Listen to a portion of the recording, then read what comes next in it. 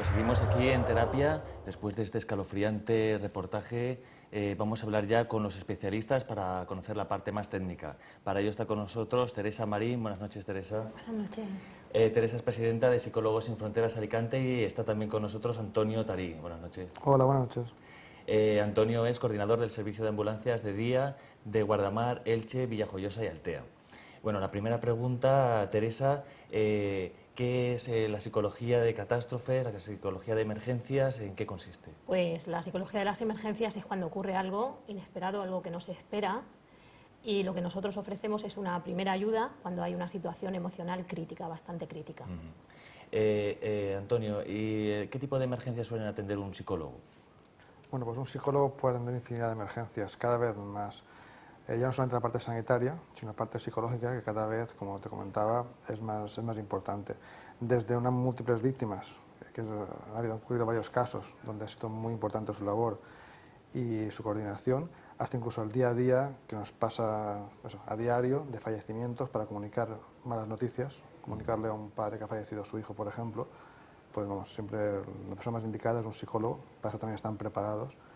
Y la verdad es que pues eso, son muy útiles. Y este tipo de intervención parece un poco novedosa, no es familiar. ¿Desde cuándo, Teresa, existe la psicología de emergencias? Pues en el año 96, con el camping de las Nieves en Viescas, recordamos que hubieron múltiples fallecidos, 87 fallecidos y 183 personas heridas. Personas heridas de diversa consideración. Pues como decía, en el año 96 se desplazaron hasta Viescas psicólogos de toda España y bueno, vieron que no estaba coordinado, cada uno desempeñó su labor, pero se cansaron muchísimo, hubo muchísimos problemas y entonces a partir de ahí surgió esta se vio la necesidad, sí, ¿no?, se de vio la coordinarse. necesidad, sí, como todo, después de... Claro, después de cuando ya han ocurrido las cosas, muchas veces lamentablemente es cuando se pone el remedio. Después de una necesidad, sí, surgen soluciones. ¿Y qué características observables presenta una persona que acaba de sufrir un accidente o que le transmiten una noticia terrible, ¿no? Pues aparecen pensamientos, o sea, las respuestas cognitivas suelen ser de confusión, de desorientación, de negación. Siempre pensamos la persona que está en shock, ¿no? La persona que está ausente, parece que está desconexionada de la realidad. Eso con respecto a los pensamientos y cognitivas. Las físicas, hay multitud de manifestaciones físicas de dolor, problemas digestivos, dificultades para respirar, fatiga, tensión, temblores, escalofrío. Y bueno, luego ya las motoras, las que las personas manifiestan, pues también hay diversidad. Nos hemos encontrado con todo, pues desde personas que empiezan a hablar, verborrea continua, desde personas que se quedan totalmente inmóviles, pasivas, personas que lloran, se quedan retraídas, ira, gritos, evitación, o sea, todo el abanico de incluso agresividad. reacciones. Nos hemos encontrado con agresividad, sí. Claro, imagino que es un momento en que uno ni siquiera puede predecir cómo va a reaccionar, ¿no? Y a la hora de que el psicólogo intervenga, por ejemplo, Antonio, ¿es importante la atención temprana? ¿Dirías que es importante que eso se practique desde el inicio? Es fundamental. El problema de esto es, pues eso, siempre nos volcamos al tema sanitario, porque es lo más importante en ese momento, pero cuanto antes puedan llegar los psicólogos y empezar a atender, a la larga, va a ayudar mucho en la resolución de ese problema. O sea, esa persona que ha visto cómo fallece un familiar muy cercano o algo, cuanto antes se pueda empezar a atender a esa persona, mucho mejor para todos. Incluso para los sanitarios también, nos es una gran ayuda el hecho de que no te quede un segundo problema. O sea, tú estás con el tema sanitario, la persona que tienes al lado, como bien he visto en el vídeo, que bueno, pues está en estado de shock, pues que un psicólogo pueda estar empezando a atenderlo, a hablar con él, una primera intervención es fundamental. Teresa, ¿este tipo de intervención es exclusivamente para la persona, la víctima, o para la familia también? No, para la familia, para el entorno, por supuesto. Sí, intervenimos tanto con la persona como con el entorno. Sí.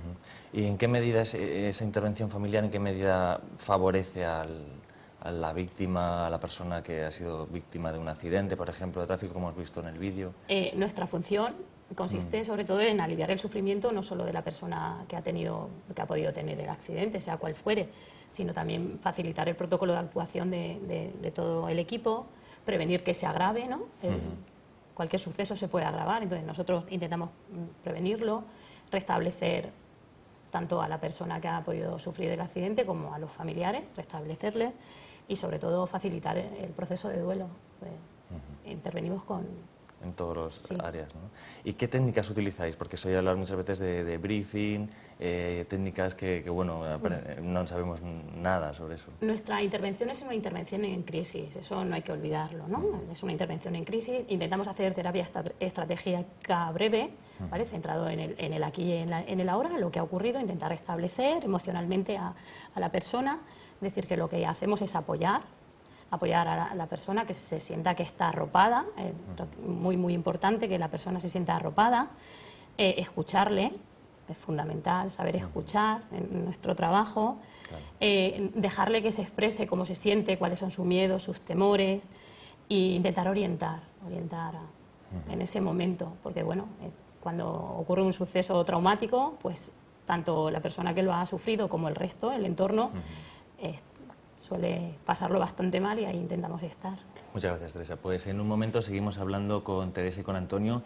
Ahora hemos salido a la calle, nuestra compañera Miriam Arragay les ha preguntado a los vecinos de nuestra ciudad cómo han vivido el duelo ellos, cuál es su visión de este tema. Vamos a verlo.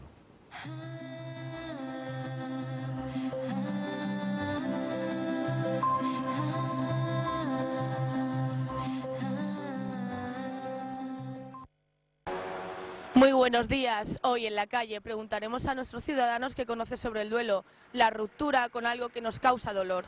La pérdida de un objeto personal, el trabajo, incluso de un ser querido, convierte en un duelo de aquí para adelante. ¿Usted se ha sentido así alguna vez?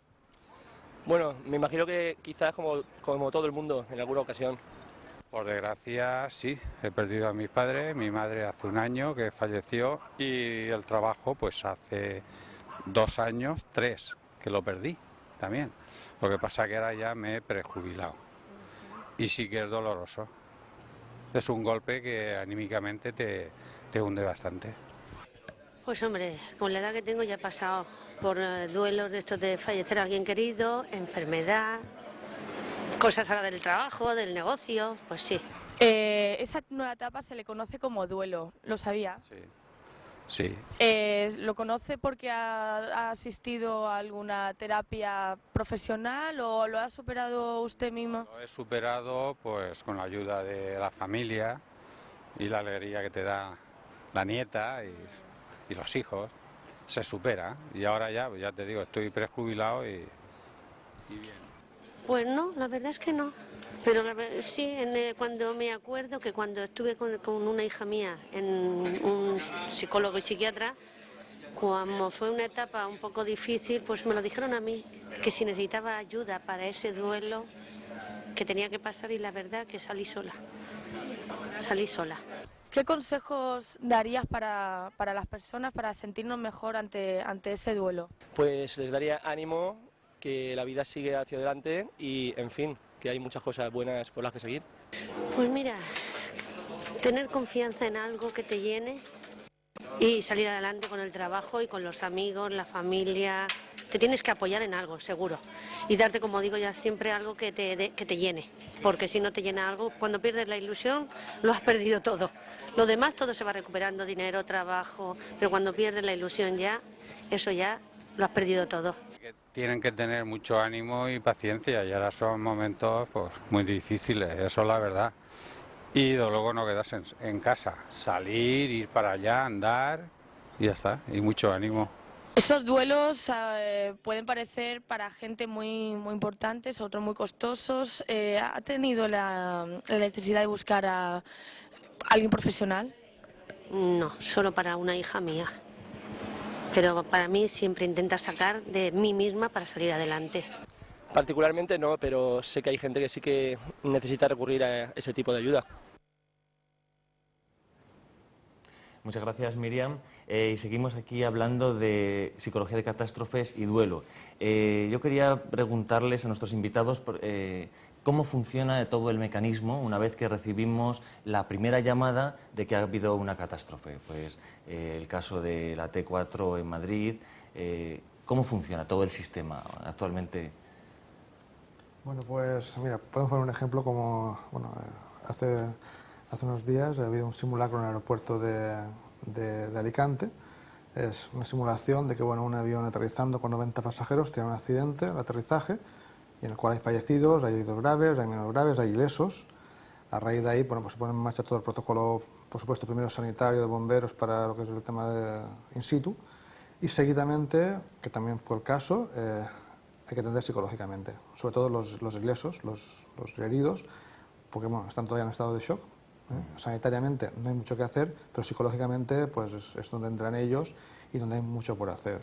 Ten en cuenta que has visto cómo es un accidente de avión, o sea, imagínate, has visto fallecer gente, has visto cómo te sacan un avión en llamas, o sea, el shock es total, y ahí donde pues eso, se empieza a intervenir ya los psicólogos, ya empiezan a llegar de varios sitios.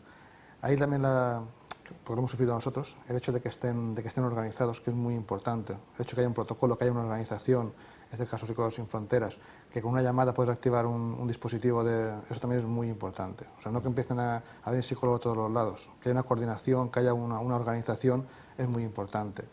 El tema psicológico tampoco es cuestión de media hora. Entonces, se ha dado caso porque está yo presente de que hay que ir relevando, ellos mismos tienen que ir relevándose, porque si no llega un momento que no pueden continuar con el estrés, con la actividad. Es muy choqueante o es muy impactante también para el psicólogo en este caso, ¿no? ¿Y vosotros qué hacéis? Los psicólogos, una vez que llegáis al centro donde ha ocurrido la catástrofe, ¿cómo se procede? Hay una coordinación donde se atienden a lo más urgente. No siempre el que grita más fuerte es el más urgente. Hay una derivación, los compañeros nos organizamos, siempre hay una coordinación, una derivación y empezamos a actuar. Y ¿qué es lo primero o qué tipo de casos os encontráis más frecuentemente? Personas que no pueden ni pronunciar lo que ha ocurrido. Lo que solemos encontrar es en estado de shock, sin desconexión con la realidad. No puede ser que esto esté ocurriendo. Muchos casos de agresividad también, y también depende pues de lo que sea el suceso. Nos hemos encontrado con gente atrapada en vehículos que mientras les intentan sacar no se deben de dormir o están en un estado de ansiedad tremendo, entonces intentar que no pase a un estado de pánico. Diversidad de sucesos, diversidad de actuaciones. Claro. ¿Y con la familia se interviene también en ese momento o eso es al cabo de unos días? Si es una primera intervención y es urgentísima, como por ejemplo el suceso de Spanair o el 11M, la intervención tiene que ser con la persona y luego sí, lo ideal es trabajar con la familia, por supuesto. ¿Y cómo afecta esto al psicólogo? Es decir, ¿el psicólogo necesita después trabajar todos estos sentimientos que ha absorbido? Sí. De alguna forma. Es una incógnita, ¿no? Sí, pero sí. Luego tenemos que trabajar. Lo ideal es que cuando se termina una intervención, hacer lo que llamamos nosotros defusing, que es hacer un cierre. A ver, esto es lo que ha ocurrido, así hemos intervenido. Defusing sería una técnica específica para cerrar el proceso. Sí, exacto. Sí, no solo para psicólogos, sino también para todos los sanitarios donde nos reunimos. Hacemos una evaluación de lo que ha ocurrido y descargamos emociones. En algunos casos esto se puede quedar pequeñito, no se ha ventilado bien todas las emociones y puede que nos vayamos con carga a casa, entonces ya pasaríamos a debriefing, que sería otra técnica, sería superior y sería hacer una reevaluación cognitiva de qué es lo que ha ocurrido y sería... Pero sí, es muy importante que tras una intervención irse a casa diciendo, bueno, hemos hecho todo lo que hemos podido, cerramos el suceso y volver a casa lo más emocionalmente estable que se pueda, por supuesto. ¿Y cuándo podemos decir que un paciente ha superado un proceso de duelo? Pues un proceso de duelo está superado cuando la persona es capaz de integrar lo que ha ocurrido, integrarlo, ¿vale? Y es capaz de aceptarlo. Bueno, pues esto es lo que ha ocurrido, he aprendido de esta situación y bueno, el periodo de duelo depende también de cada persona, o sea, no estamos hablando de un tiempo estándar. Muy bien, pues muchas gracias Antonio y Teresa por transmitirnos todos estos conocimientos. Y nada, nosotros vamos a seguir hablando acerca de un área muy diferente. Para ello nuestra compañera Sara Ben nos va a hablar qué tienen en común la psicología con la arquitectura. Vamos a verlo.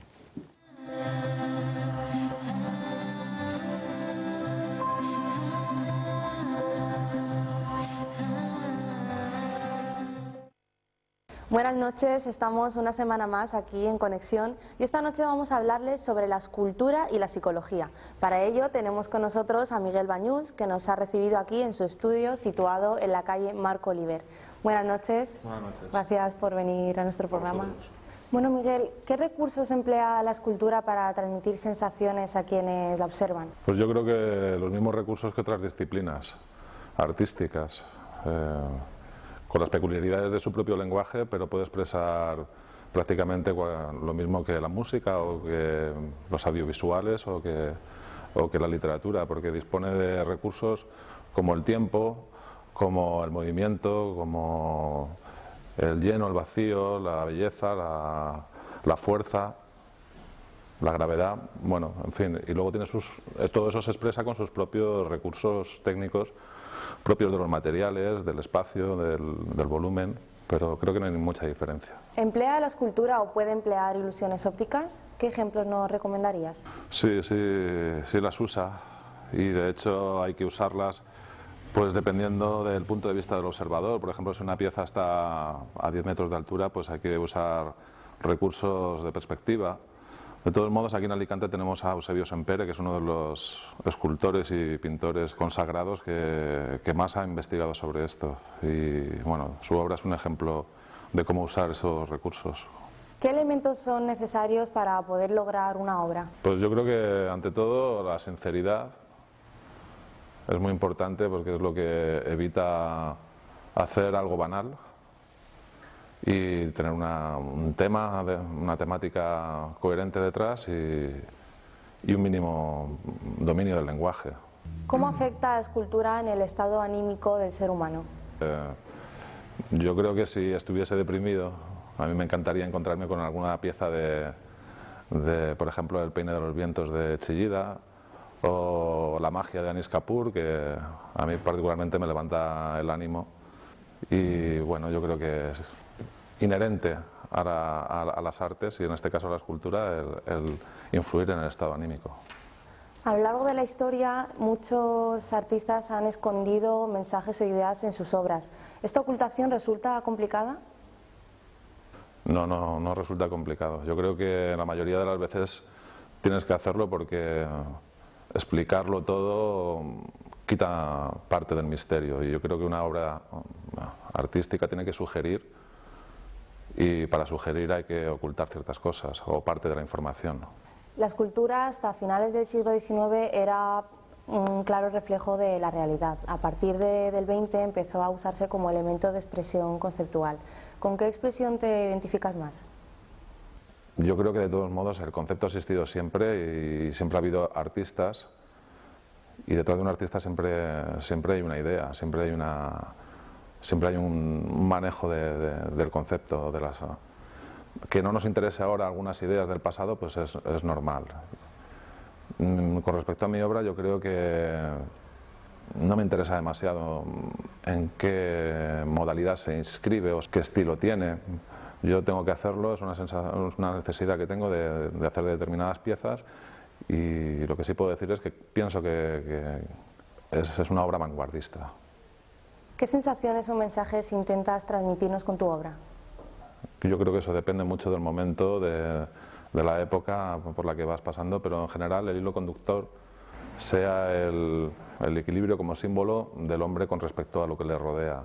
Me interesa mucho la huella que el ser humano deja en la naturaleza, cómo la industria se puede humanizar, y yo lo que hago, prácticamente todo, está hecho de una manera casi industrial, pero humanizada. Me gusta creer que la huella que dejemos nosotros pueda convivir con la naturaleza o con el entorno. Creo que es reivindicar una huella sostenible. Pues esto ha sido todo por hoy. Buenas noches y gracias por seguirnos una semana más. Gracias a Miguel por estar con nosotros. Ha sido un placer. Pues muchas gracias, Sara. Y pasamos ya a esta última sección del programa, En Consulta, en la que tratamos las consultas que nos queráis enviar, los casos, las sugerencias. Sabéis que podéis hacerlo al correo electrónico consultas@enterapia.tv.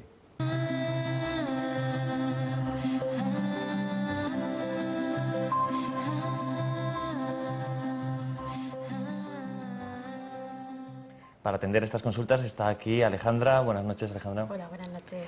¿Qué consulta hemos elegido para hoy? Esta semana la consulta nos la envía Ana, una chica de 17 años que dice que últimamente cuando va a hacer los exámenes se pone muy nerviosa. De hecho, el último se quedó prácticamente en blanco y suspendió con muy mala nota.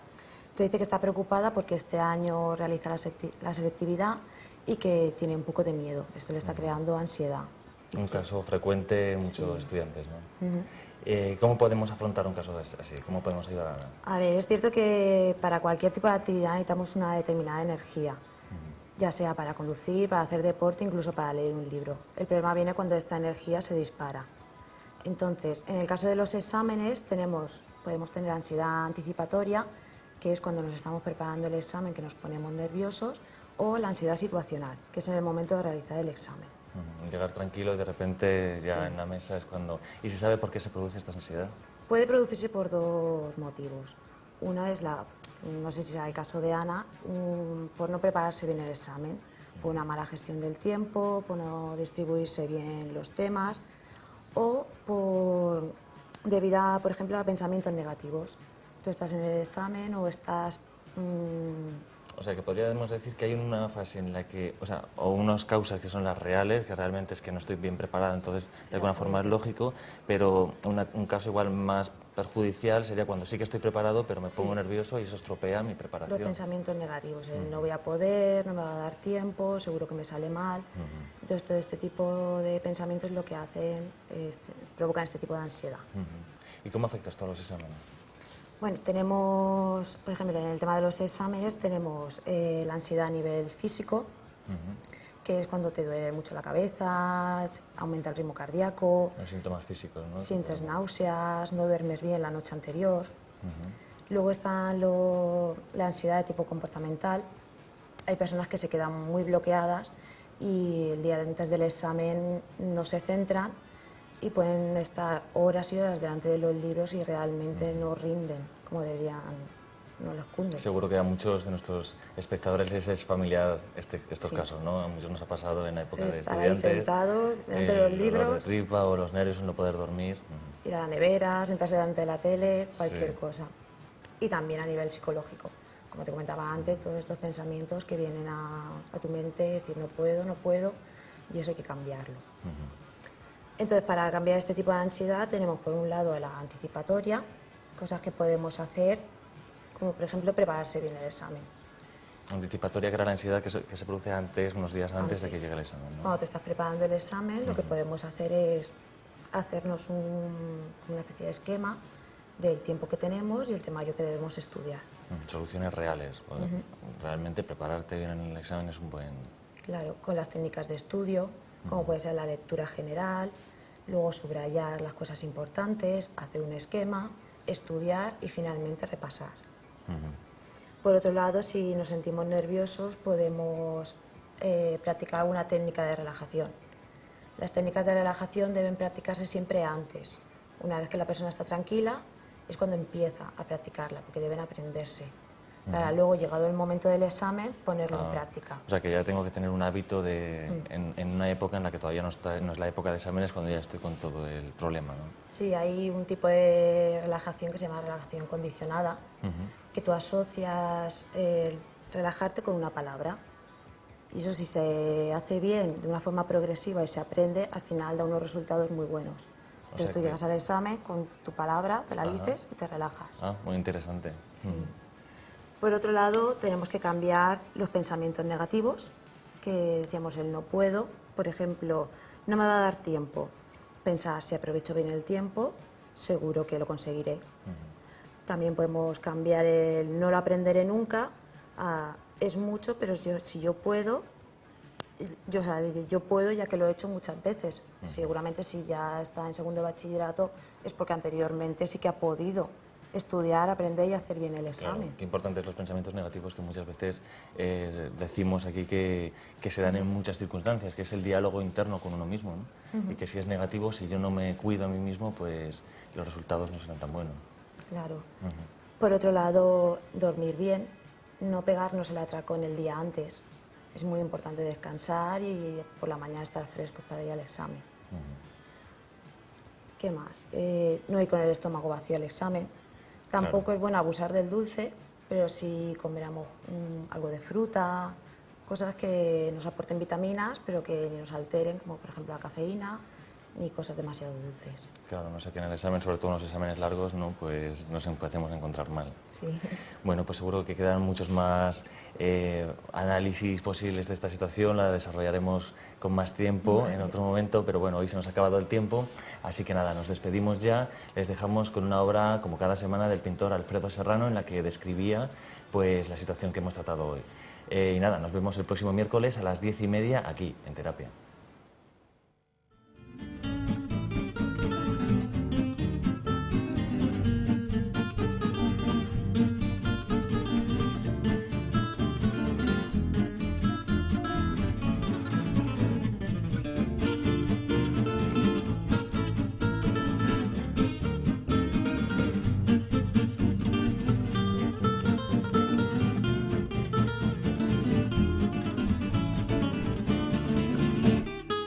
Agresividad, nos hemos encontrado con agresividad, sí. Claro, imagino que es un momento en que uno ni siquiera puede predecir cómo va a reaccionar, ¿no? Y a la hora de que el psicólogo intervenga, por ejemplo, Antonio, ¿es importante la atención temprana? ¿Dirías que es importante que eso se practique desde el inicio?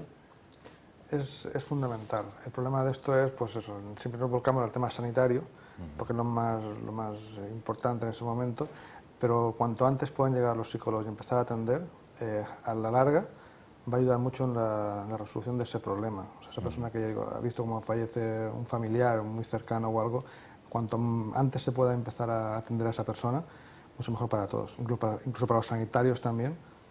Nos es una gran ayuda el hecho de que no tenga que un segundo problema. Terrible, ¿no?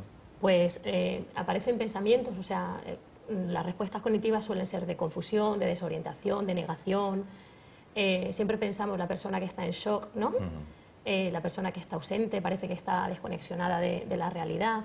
Eso con respecto a los pensamientos y cognitivas. Las físicas, hay multitud de manifestaciones físicas de dolor, problemas digestivos, dificultades para respirar, fatiga, tensión, temblores, escalofríos.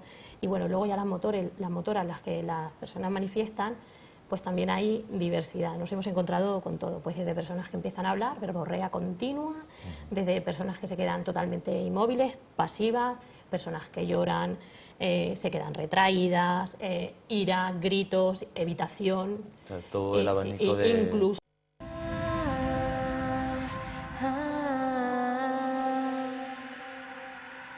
Pues seguimos aquí en Terapia, después de este escalofriante reportaje. Vamos a hablar ya con los especialistas para conocer la parte más técnica. Para ello está con nosotros Teresa Marín. Buenas noches, Teresa. Buenas noches. Teresa es presidenta de Psicólogos Sin Fronteras Alicante y está también con nosotros Antonio Tarí. Buenas noches. Hola, buenas noches. Antonio es coordinador del servicio de ambulancias de día de Guardamar, Elche, Villajoyosa y Altea. Bueno, la primera pregunta, Teresa, ¿qué es la psicología de catástrofes, la psicología de emergencias? ¿En qué consiste? Pues la psicología de las emergencias es cuando ocurre algo inesperado, algo que no se espera, y lo que nosotros ofrecemos es una primera ayuda cuando hay una situación emocional crítica, bastante crítica. Antonio, ¿y qué tipo de emergencias suelen atender un psicólogo? Bueno, pues un psicólogo puede atender infinidad de emergencias, cada vez más. Ya no solamente la parte sanitaria, sino la parte psicológica, que cada vez, como te comentaba, es más importante. Desde unas múltiples víctimas, que han ocurrido varios casos donde ha sido muy importante su labor y su coordinación, hasta incluso el día a día que nos pasa a diario de fallecimientos para comunicar malas noticias, comunicarle a un padre que ha fallecido su hijo, por ejemplo. Pues vamos, siempre la persona más indicada es un psicólogo, para eso también están preparados. Y la verdad es que pues eso, son muy útiles. Y este tipo de intervención parece un poco novedosa, no es familiar. ¿Desde cuándo, Teresa, existe la psicología de emergencias? Pues en el año 96, con el camping de las nieves en Viescas, recordamos que hubieron múltiples fallecidos, 87 fallecidos y 183 personas heridas. Personas heridas de diversa consideración. Pues como decía, en el año 96 se desplazaron hasta Viescas psicólogos de toda España y bueno, vieron que no estaba coordinado, cada uno desempeñó su labor, pero se cansaron muchísimo, hubo muchísimos problemas y entonces a partir de ahí surgió esta se vio la necesidad, sí, ¿no?, se de vio la coordinarse. necesidad, sí, como todo, después de... Claro, después de cuando ya han ocurrido las cosas, muchas veces lamentablemente es cuando se pone el remedio. Después de ¿no? una necesidad, sí, surgen Claro. soluciones. ¿Y qué características observables presenta una persona que acaba de sufrir un accidente o que le transmiten una noticia